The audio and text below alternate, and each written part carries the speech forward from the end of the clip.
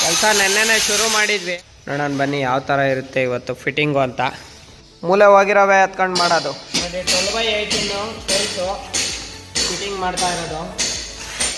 ಆರೋ mark ನೋಡಿ ಕೊಟ್ಟಿದ್ದಾರೆ. ಆರೋ mark ಇಲ್ಲಿ ಆರೋ ಮಾರ್ಕು ಒಂದೊಂದು ಸರಿ ಈ ಕಡೆ ಬರ್ತದೆ, ಒಂದೊಂದು ಸರಿ ಈ ಕಡೆ ಬರುತ್ತೆ. ಅದಕ್ಕೆ ನಾವು ಡಿಸೈನ್ ನೋಡಿ ಎಲ್ಲ ಈ ಗ್ರೈನ್ಸ್ ನೋಡ್ಕೊಂಡು ಫಿಟ್ಟಿಂಗ್ ಮಾಡ್ತಾ ಇದ್ದೀವಿ.